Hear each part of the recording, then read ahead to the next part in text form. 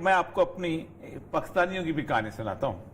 کے پی اولی ہے, اس کا بیان آیا ہے کہ یہ پرائم منسٹر ہے اس کا نیپال کا. اس نے کہا جی کہ جو رام ہے نا, اس کی جو جنم بھومی ہے یہ پیدا ہماری جگہ وہاں ہوا تھا, تو اس لیے تو ہمارا علاقہ ہے, آرام ہمارا. اب دیکھیں ایک طویل عرصے تک انڈیا کا جو مذہب ہے نا وہ سیکولر, ہندو مذہب نہیں رہا انڈیا کے. سرکاری مذہب جو ہے وہاں سیکولر ہے, سرکاری جو اس کی پہچان ہے. جبکہ نیپال تو صدیوں سے ایک ہندو مذہب کی آماج کا رہا ہے اور اس کا سرکاری مذہب بھی ہندو تھا. کپل وستو نیپال کے نزدیک ہندو راجہ وہاں سے بھاگ کے نکلے, وہ جو کیا نام تھا اس کا, شہزادہ جو تھا گوتم بدھ بنا, سدھارتھ, تو وہ بھاگ کے نکلا تو دنیا کی پریشانی دیکھی چلا گیا. آپ دیکھیں سانچی کا جو علاقہ ہے وہ بھی سارا اسی نیپال کے بارڈر کے اوپر آتا ہے. سارناتھ اگر آپ جائیں بنارس سے اوپر تو وہ اس سے تھوڑے سا آگے جائے تو نیپال کا راستہ نکل آتا ہے. اور سارناتھ میں وہ بہت بڑا ٹیمپل میں نے دیکھا جو اس نے بنایا تھا, جب وہاں پر اس نے تقریر کی ہے پہلی بدھ نے آ کے, جب اس کو گیان ملا. اس طرح وہ کہتے ہیں کہ یہ تو پتالیہ پترا جو ہے جہاں سے ساری حکومت مگدھ کی حکومت بنی ہے, جہاں سے سارے چندر گپت موریہ اور یہ سارے تھے, یہ پورا نیپال کے کونے کی چیزیں بنتی ہیں. باقی تو بعد میں آ گیا, ایکسیپٹ صرف ایک گنگا کا چھوٹا سا علاقہ ہے.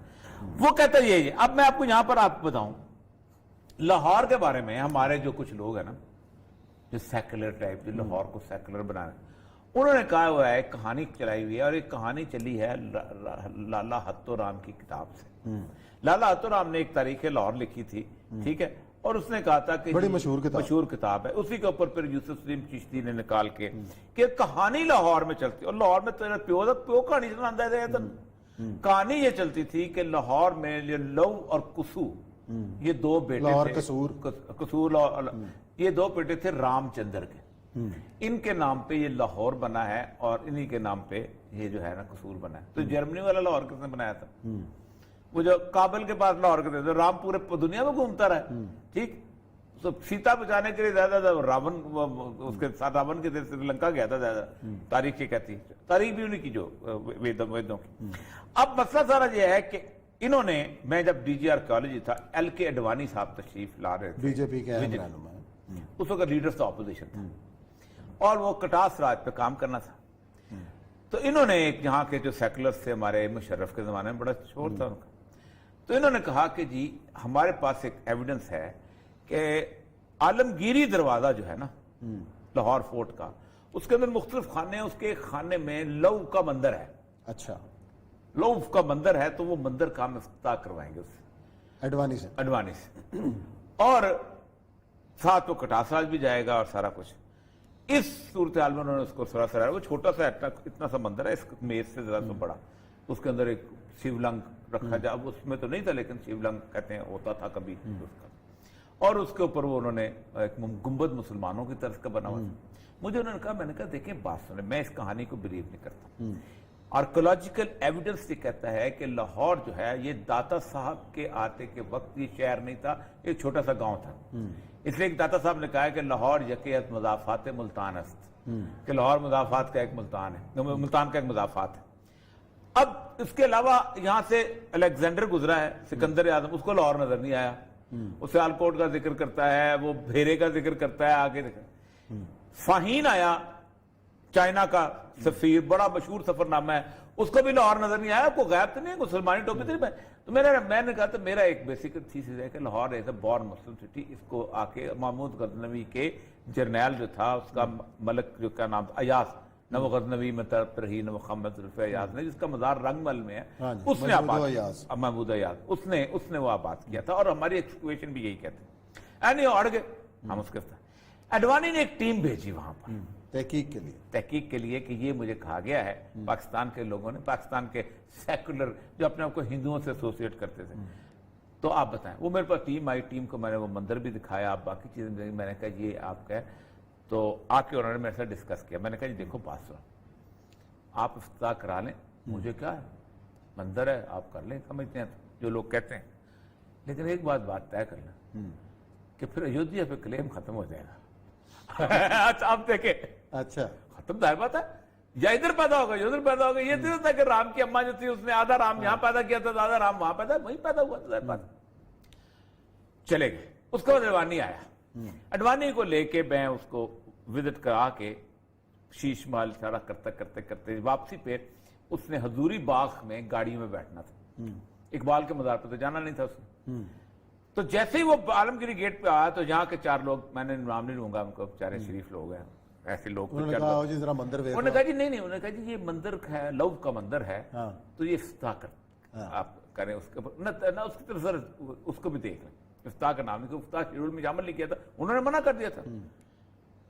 آپ سوچیں کہ اڈوانی وہاں سے ایسے بھاگا ہے، تیز رفتار بوڑھا آدمی، کہ کہیں اس کی تصویر اس مندر کے ساتھ نہ آ جائے، ورنہ انڈیا میں شور مچے گا کہ اصل مندر یہ ہے اور یہ یودھیا پہ اس میں شور مچائے گا. ایک یہ. دوسرا یہ تھا کہ 2007 میں اس سے تقریباً 4-5 مہینے کے بعد 2007 جنوری میں انڈیا گیا تھا، اور میں آرکیولوجی کے ان 45 جتنے بھی لوگ تھے جنہوں نے تحقیق کی تھی رام کے جنم بھومی کی، ان میں سے 3-4 کو ملا تھا. تو وہ تم میں 3 مسلمان تھے، باقی 30-35 جو تھے وہ ہندو تھے.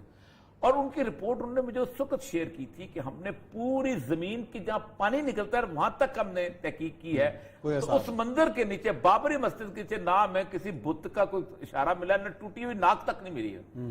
باقی تو کسی اور چیز ہے کہ کیونکہ نامنی ہوتا یہ تھا کہ دنیا میں جہاں کہیں بھی بتوں کو توڑا جاتا تھا، دنیا میں کہیں کسی سے تو ناک توڑی جاتی تھی، تو ناک کا ٹوٹا ہوا حصہ بھی نہیں ملا کہ بت گرا دیا ٹوٹا، تو اس کا مطلب یہاں کوئی تو ایک تو جو وہ کنٹروورسی جو ہے نا وہ بالکل مکمل طور پر وہ ایک دم توڑ گئی ہوئی تھی. یہاں بھی اسی طرح انہوں نے جب جو کنٹروورسی چھیڑی ہے، اب یہ کنٹروورسی کیوں چھیڑی، یہ بڑی مزدار چیز. اس وقت دنیا کے اخباروں میں ایک بڑا مزدار ایشو جو ہے وہ چل رہا ہے، اور وہ ہے انڈو پیسیفک ریجن کی ڈیولپمنٹ. اب عثمان صاحب، اقوام متحدہ کا ایک دفتر جو ہے بینکاک میں ہے، اس کو کہتے ہیں ایس کیف ریجن. اس ایس کیف ریجن جو ہے اس کے اندر ایشیا پیسیفک ایریا کہا جاتا ہے، کہ جس کے اندر ایشیا کا علاقہ بھی ہے اور پیسیفک کا. جان بوجھ کے کنٹینمنٹ آف چائنا کے لیے انہوں نے یہ ریجن بنایا تھا کہ یہ جو ہے اس میں سے پاکستان، افغانستان یہ ملک آؤٹ ہو جائیں گے اور اس کے اندر ہم 3-4 ملکوں کو شامل کریں گے. اس کے اندر یہ جو اس وقت اخباریں دیکھ رہا تھا کہ the world is in flux, global geopolitical trends that existed before the onset of the coronavirus will only intensify its effect, and the US-China competition. اس کے اوپر اس نے کہا کہ یہ اس صورتحال کو انہوں نے بلڈ کر رہے ہیں. وہ کہتے یہ ہیں کہ یہ انڈیا جو ہے اس کا بحر ہند کے اوپر کنٹرول اکیلے کا نہیں، بلکہ جاپان سے لے کے انڈیا تک یہ پیسیفک ایک ریجن ہوگا، اس پہ کنٹرول ہونا چاہیے. اور جاپان کے بارے میں انہوں نے کہا ہے کہ جاپان اور انڈیا اگر مل جائے تو جاپان کی طاقت اس حد تک ہے کہ جاپانی آپ کو پتا ہے برما تک پہنچ گئے تھے. سیکنڈ ورلڈ وار میں برما تک جاپان کی فوجیں پہنچ گئی، پورا چائنا تو انہوں نے ایسے روند کے رکھ دیا تھا. اور اتنے ظالم تھے جاپانی کہ وہ جیلیں نہیں بناتے تھے، چائنیز کو درخت کے ساتھ لٹکاتے تھے، ان کے ایک ہاتھ میں سوراخ کھودتے تھے، ایک ہاتھ میں پاؤں میں سوراخ، اور آگے چل پڑتے تھے، اور ہزاروں چائنی جو ہیں وہ لٹکتے لٹکتے مر جاتے تھے. یا یہ کرتے تھے کہ چائنا میں بانس کے درخت بہت ہوتے ہیں، تو بانس کے درخت کو کاٹ دیتے تھے اور اس کے اوپر ایک آدمی کو رکھ کے اور اس کی رسیاں باندھ دیتے تھے. بانس کا درخت رات 1 فٹ نکلتا ہے پوری رات کے اندر، اور پورا بانس کا درخت جو تھا وہ بڑا ہوتا تھا، وہیں چائنیز مرتے. اتنے ظالم تھے جاپنیز، آج بھی ان کی کہانیاں. تو وہ کہتے ہیں یہ both need to be cooperate militarily in economic matter and try to entice Australia and get a stronger US support. کہ اس کے بنیاد پہ ہم کہیں گے کہ ہم دونوں ملک جو ہیں، انڈیا اور جاپان جو ہیں، دونوں جو ہیں مل کے اس کو چائنا کو مینٹین کریں گے، آسٹریلیا کو یوز کریں. فقط جو ہے نا جو کنسٹرینٹ یہ ہیں وہ سب سے بڑی بات یہ ہے کہ وہ Washington needs India, Japan and Australia first foremost as well as smaller state like South Korea, Vietnam, Indonesia to balance the China.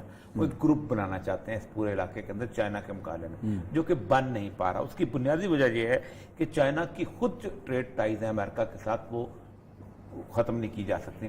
اتنا سستا مال امریکی تاجر کہتے ہیں آپ کا کہاں سے پیدا کریں گے ہم؟ صحیح بات. وہ $5 کی شرٹ آ جاتی ہے، ادھر $50 کی ملتی ہے. اب مال تو کاروبار ٹھپ ہو جائے گا پورے، وہ بھی نہیں کر سکتا. پھر سب سے بڑی بات یہ ہے کہ اس سے اندر ایک اور مسئلہ یہ ہوا ہے کہ جو نیٹو کی جو ایکسٹینشن ہو رہی تھی ایسٹرن یورپ تک، وہ رک گئی ہے، اور روس بھی اس کو فائدہ مند. یہ ایسا ایک صورتحال بن گئی ہے جس صورتحال کے اندر نیپال کو انہوں نے اٹھایا ہے. یہ بہت اہم چیز ہے، اس فوٹیج کے اوپر جس فوٹیج کے اوپر 1925 میں بنی تھی RSS.